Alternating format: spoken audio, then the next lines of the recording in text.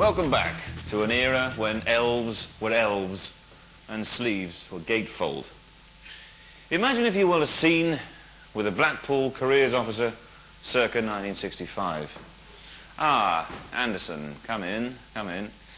So, you wish to play two flutes at once, dance around on one leg, dress as a tramp, and thereby become one of the world's leading salmon farmers. Stupid boy. What you need is a codpiece.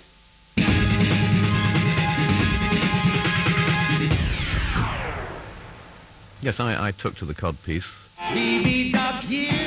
It was a sort of a kind of a demi-bra for men, really. I mean, it was exactly the same purpose, just to sort of create a pleasing, but not too sort of obvious shape. A certain amount of uplift and control, and you know what a bouncing boy needs when dressed in tights on stage.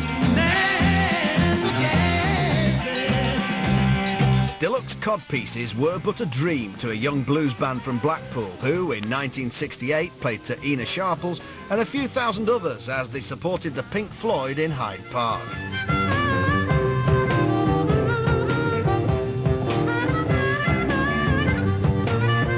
Jethro Tull had arrived. Even the French liked them. Qu'un groupe très original, les Jethro Tull. We'll go walking out while others shout of war's disaster. Oh, we won't give in, let's go living in the past. A flute at number 3 in the charts? What were they thinking of? I tried to use it in the same way as Eric Clapton or Jimi Hendrix used their guitars.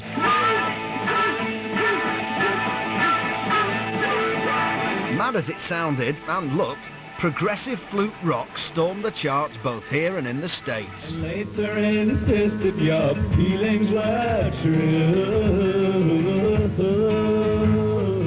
This was 69, 70, the drug culture, and everybody thought that Ian was completely, you know, the most drugged out person that they'd ever seen on stage possible. How on earth did people get that idea? I haven't actually done the thing, or the things that people popularly term drugs. Thank goodness for that. Ian's anti-drugs and anti-fashion stance also went for the rest of the band. Most nights, all these sort of bags of dope would get thrown up on the stage, and we would sort of wander over to them and look down our noses and kick them off the stage.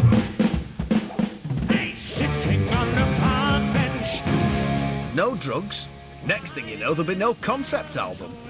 The album Aqualung was perceived widely to be a concept album, and I said emphatically at the time, and still maintain to this day, that 3 or 4 songs do not a concept album make. But everyone else thought that 3 or 4 songs do a concept album make. So Anderson took his revenge. We'll go on the mother of all concept albums. We'll come up with something that's really preposterous. And make it, 40 minutes of continuous music with a number of themes and reprises of themes, etc., etc. Ah, the comedy concept album. And I thought everybody's going to get the gag. No problem here. They'll see this as being a little bit of a satire, a little bit of a send-up of the whole concept album idea, and just treat it as, a fairly light-hearted bit of fun. So you ride yourselves over the fields. But not everybody got the joke. Thick as a Brick went to number 1 in the States.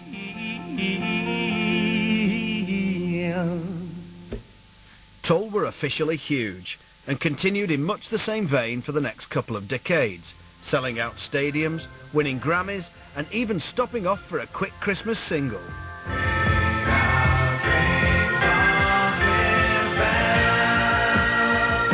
And a hey nonny nonny to you too, good sir. So, when you've got more flutes than you can shake a metal stick at, what do you spend the money on? Sex, drugs, rock and roll? No, this is Jethro Tull. Salmon farming. Rock star buys Scottish estate, becomes lord of the manor and sells fish to Sainsbury's. Textbook stuff. The band has also been big business for Anderson. Since 1967, there have been 30 different members. He's had 6 top 10 albums, 5 hit singles, and even played a central role in ousting a Central American dictator.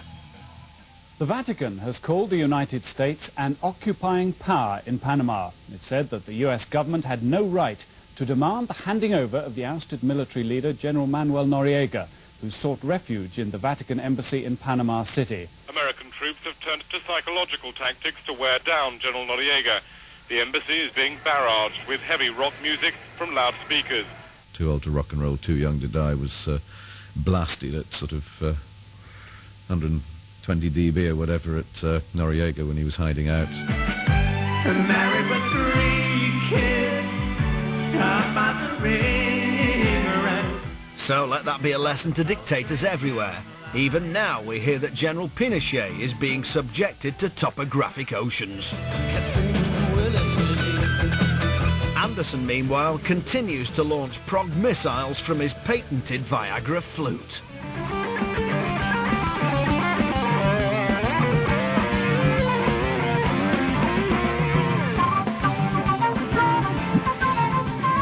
It's okay for me to take the mickey out of Jethro Tull, or for me to take the mickey out of my own performance, but anybody else tries it, they get a punch on the nose.